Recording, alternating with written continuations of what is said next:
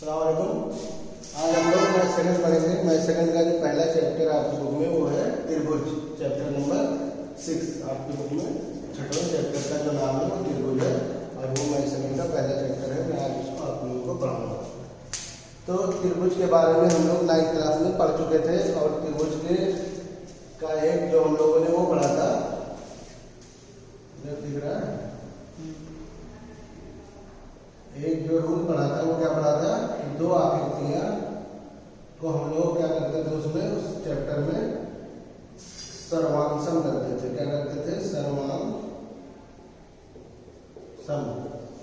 Congruent करते थे और उसके 3-4 रूल थे। उस रूल को हम लोग लगा के दो आकृतियों को सर्वांशम करते थे। अच्छा, सर्वांशम का मतलब यह होता है कि कोई दो आकृतियां बिल्कुल सेम आकृति हो, बिल्कुल सेम आकृति हो, एंगल भी बराबर हो और साइड भी बराबर हो, बस उनका नाम अलग अलग हो। ठीक है, मान लीजिए दो जुड़वा लड़के बिल्कुल सेम हो, जैसे कोई दो जुड़वा होते हैं बिल्कुल सेम होते हैं, चेहरे से भी, हाइट से भी, कलर से भी, तो वो होते हैं सर्वांशम।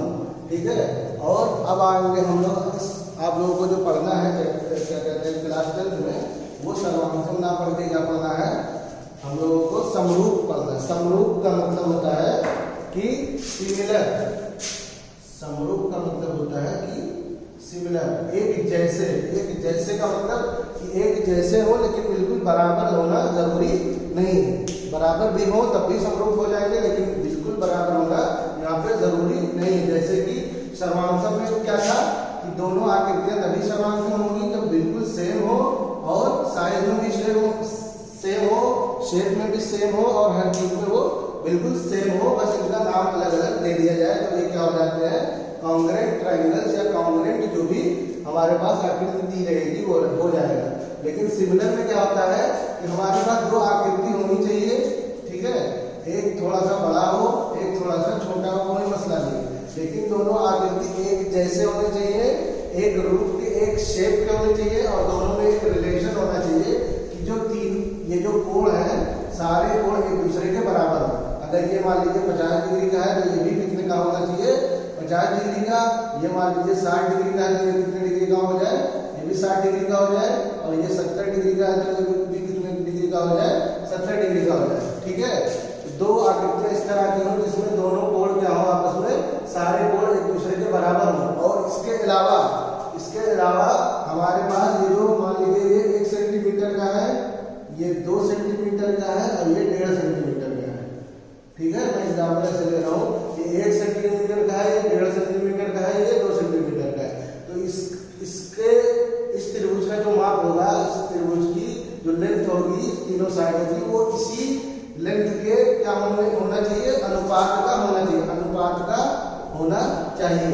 और सिंपल भाषा में समझना है तो हम क्या करें, दो आकृतियां ले लें और जितने भी कोण है सब एक दूसरे के बराबर लिख दे और इसको किसी एक डिजिट से, किसी एक नंबर से क्या करते हैं, गुणा करते हैं। मान लीजिए मैं इस पूरे में 2 से गुणा कर रहा हूँ। मान लीजिए ये आकृति इसका क्या है, आधा है, ये आकृति इसका क्या है, डबल है, इसका इस आकृति का ये आकृति क्या है, डबल है। तो इसको क्या करेंगे, 2 से गुणा करेंगे, ये हो जाएगा 2 सेंटीमीटर का, ये 4 सेंटीमीटर का और ये 3 सेंटीमीटर का।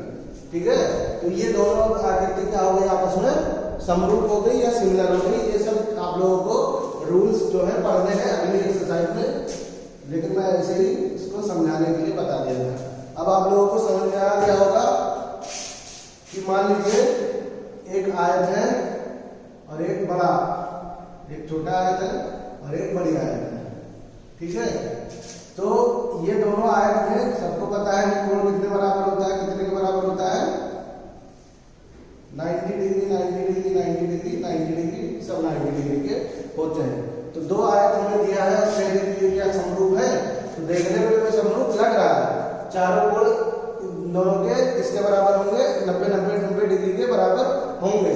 लेकिन अगर यहाँ पे 2 लिखा है, लंबाई इसकी 2 है, चौड़ाई इसकी 1 है। ठीक है, इसमें लंबाई क्या है, मान लीजिए इसमें भी चौड़ाई जो है 2 है और लंबाई इसकी 3 है, तो क्या ये एक दूसरे के समरूप हुए, नहीं समरूप हुए। क्यों नहीं समरूप हुए, क्योंकि अगर हम इसकी लेंथ की बात करें तो इसकी चौड़ाई है, चौड़ाई इसका 2 है और इसकी चौड़ाई 2 है, 2/2, और इन दोनों की लेंथ की बात करें तो ये क्या हो जाएगा, 3/1। तो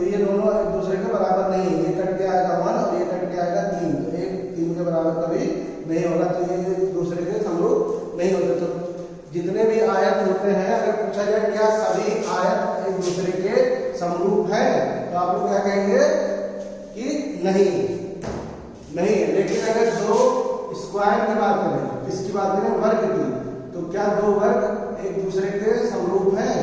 कोई भी दो वर्ग की बात करेंगे तो वो एक दूसरे के समरूप हैं। कैसे है देख लीजिए। मान लीजिए ये 90 डिग्री, ये 90 डिग्री, वर्ग में तो सब कोण कितने के बराबर होता है, 90 डिग्री के, तो चारों कोण तो बराबर हो गए। चाहे दोनों आकृति में जितने कोण थे एक दूसरे के आपस में बराबर हो गए। इसके अलावा अगर ये 1 सेंटीमीटर, ये भी 1 सेंटीमीटर, ये भी 1 सेंटीमीटर, ये भी 1 सेंटीमीटर का है, और ये 3 सेंटीमीटर, ये भी 3 सेंटीमीटर, ये भी 3 सेंटीमीटर, ये भी 3 सेंटीमीटर का है, तो हमें दिख रहा है इन दोनों के जो साइड्स हैं, दोनों के जो क्या है साइड्स हैं, वो एक दूसरे के अनुपात में आ रहे हैं। देखिए लंबाई और चौड़ाई और ऊंचाई इसमें सब बराबर होता है, तो लंबाई और चौड़ाई दोनों इसमें लंबाई और चौड़ाई दोनों एक के बराबर, इसमें लंबाई और चौड़ाई दोनों 3 के बराबर, तो 1/3।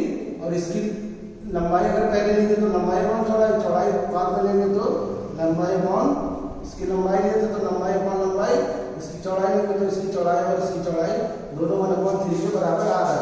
तो हमेशा अगर कोई भी दो वर्ग है तो हमेशा वो आपस में क्या होंगे, समरूप होंगे, क्योंकि वो एक जैसे होंगे और एक ही आकृति यानी एक ही कोण के बराबर होंगे, और उन दोनों में हमेशा जो रेशियो आएगा, अनुपात आएगा साइड्स का, वो हमेशा क्या होगा, बराबर होगा। इसी तरह अगर हम लोग वृत्त की बात करें, वृत्त मतलब क्या होता है, सर्किल, सर्किल की बात करें तो हमेशा दो सर्किल जो होता है, सर्किल में एक ही वेरिएबल होता है, क्या होता है, एक ही वेरिएबल रेडियस, चाहे उसको रेडियस कहें और 2 से गुणा कर देंगे तो वेरिएबल क्या हो जाएगा, डायमीटर के बराबर हो जाएगा। तो इसमें एक ही वेरिएबल है, तो ये बिल्कुल किसकी तरह हो गया, वर्ग की तरह हो गया। मान लीजिए 1 सेंटीमीटर है और ये 2 सेंटीमीटर है, तो इन दोनों को जो हम लोग अनुपात निकालेंगे तो कितना आएगा, हमेशा 1:2 हर जगह बराबर हो जाएगा। इसमें लंबाई चौड़ाई तो होता नहीं है, ये आपस में हमेशा क्या होंगे, एक अनुपात में आएंगे। जितने भी सर्किल्स होते हैं वो हमेशा एक दूसरे के क्या होते हैं, समरूप होते हैं। इसी तरह दो हम लोग जैसे वर्ग होता है उसी तरह त्रिभुज में क्या होता है, समबाहु नहीं, समकोण त्रिभुज, समकोण त्रिभुज में हम लोग क्या करते हैं, तीनों एंगल क्या होता है उसमें बराबर होता है, इसको क्या कहते हैं इंग्लिश में, इक्विलैटरल ट्रायंगल। तो तीनों एंगल बराबर है, इसका मतलब ये भी 60, ये भी 60 और ये भी 60, यहाँ भी ये भी 60, ये भी 60 और ये भी 60, और तीनों साइड्स भी बराबर होते हैं। मान लीजिए ये है, ये भी ए है, ये भी ए है, और इस वाले ट्रायंगल में मान लीजिए ये 2a है, ये भी 2a है, ये भी 2a है, तो क्या हो जाएगा, इन दोनों में एक ही जैसा है और इन दोनों का शेप एक जैसा है, और इन दोनों का जो साइड्स है वो एक रेशियो में आ रहे हैं, 1/2, इसको इससे भाग देंगे तब भी 1/2, इसको इससे भाग देंगे तो ये भी 1/2 के बराबर आएगा। तो उम्मीद है कि इतनी बात आपको समझ में आ गई होगी कि समरूप या सिमिलर आकृति शेप कैसे होते हैं और कब होते हैं और कब नहीं होते हैं। अब हम लोग इसकी डिफिनेशन पढ़ेंगे, ऐसी दो आकृतियां जिनके आकार क्या हो, आकार समान हो परंतु आवश्यक रूप से अमाप समान ना हो। जरूरी नहीं है कि ये दोनों के जो साइड्स हैं वो बराबर हो, अगर बराबर है तब भी वो समरूप होंगे, लेकिन जरूरी नहीं कि बराबर हो, एक रेशियो में होना चाहिए। तो वही लिखा है कि जरूरी नहीं कि उसके अमाप बराबर हो, और समरूप आकृतियां ये कहलाएंगी। इस तरह की आकृतियां समरूप आकृतियां कहलाएंगी। इसका एग्जाम्पल हो गया आपका एक समकोण त्रिभुज और दूसरा क्या हो गया, वृत्त। तो मैंने एग्जाम्पल बताया था समकोण त्रिभुज, तो समकोण नहीं समबाहु कहते हैं, समबाहु कहते हैं, समबाहु त्रिभुज। समकोण तो 90 डिग्री वाले को कहते हैं, राइट एंगल को समकोण त्रिभुज कहते हैं। हिंदी थोड़ी सी कमजोर है तो गलत हो जाता है। और अगर हम लोग किसकी बात करें, सिमिलर की बात करें, तो सिमिलर आकृति में आपका एक वृत्त आ जाएगा। और एक और बताया हूँ, यहाँ पे क्या बताया था, वर्ग। दो वर्ग भी हमेशा क्या होते हैं, आपस में सिमिलर होते हैं। तो अब इसमें जो एक नोट है वो है कि सभी सर्वांशम आकृतियां हमेशा जो है समरूप होती है। जितनी भी सर्वांशम थी हमारे पास, ये दोनों क्या है, एक सर्वांशम दो त्रिभुज है, तो ये हमेशा क्या होगा, आपस में समरूप होगा। लेकिन इसका जो रेशियो आएगा वो हमेशा क्या आएगा, 1/1, 1/1 और 1/1। ये और ये को जब इसको और इसको भाग देंगे तो ये भी बराबर है, तो 1/1 जब भी किसके बराबर, दोनों बराबर रहेगा तो कट के 1/1 के बराबर आ जाएगा। तो ये क्या हो गया, जितने भी सर्वांसम आकृतियां हमेशा समरूप होंगी, परंतु जितने भी समरूप आकृतियां हैं, मान लीजिए ये आकृति है, दूसरी आकृति ये है, ठीक है, ये 3 गुना है इसका, ये 1/1 है, ये 3/3, ये इसका 3 गुना है, ठीक है। तो हमेशा ये अगर समरूप है तो ये क्या सर्वांसम होगा, नहीं होगा, क्योंकि ये दोनों साइड्स बराबर आपस में नहीं हो रही है, तो ये सर्वांसम नहीं होगा। तो जितनी भी, परंतु सभी समरूप आकृतियां सर्वांसम नहीं होती, कुछ हो सकती है, जैसे ये दोनों क्या है, समरूप भी है और सर्वांसम भी है। आपको एग्जाम्पल में बता दिया। अब हम लोग आते हैं एक्सरसाइज में। एक्सरसाइज का जो पहला क्वेश्चन है उसमें तीनों पार्ट को मैं बता चुका हूँ, तो 3 पार्ट का जो रिक्त स्थान है वो आप लोग भर सकते हैं आसानी से। चौथा पार्ट है कि भुजाओं की समान संख्या वाले 2 बहुभुज समरूप होते हैं। कब समरूप होते हैं, वही इसमें कंडीशन पूछ रहा है। यदि उनके संगत कोण हमेशा क्या होने चाहिए, चाहे आपका सर्वांसम करना हो चाहे आपको सिमिलर करना हो, कोण हमेशा बराबर होंगे। तो कोण क्या होने चाहिए, बराबर हो, तथा उनकी संगत भुजाएं क्या होनी चाहिए, अगर हमें सिमिलर करना है तो समानुपाती होना चाहिए, एक ही अनुपात के होने चाहिए। तो उसको क्या कहेंगे, एक ही अनुपात को क्या कहते हैं, समानुपाती हो। अब इसी तरह कह रहा है क्वेश्चन नंबर 2 में, निम्नलिखित युग्मों के दो विभिन्न उदाहरण दीजिए। समरूप आकृतियों के हमें 2 उदाहरण देने हैं, तो 2 उदाहरण तो हमने दे ही दिया है, और इसके अलावा मैंने एक और बताया है क्या, इसके अलावा आप लोग क्या लिख सकते हैं, 2 किसी वर्ग को लिख सकते हैं और कोई भी साइड उसमें ले लीजिएगा अपने से। और इसी तरह क्वेश्चन इस 2 का जो सेकंड पार्ट है वो कह रहा है ऐसी 2 आकृतियां जो समरूप नहीं है। तो समरूप नहीं है उसके लिए तो आप कोई भी आकृति ऐसे बना देंगे जो एक दूसरे के समरूप नहीं है। मान लीजिए मैंने एक आयत बना दिया, एक वर्ग बना दिया और एक आयत बना दिया, तो ये आपस में कभी समरूप होगा, नहीं होगा।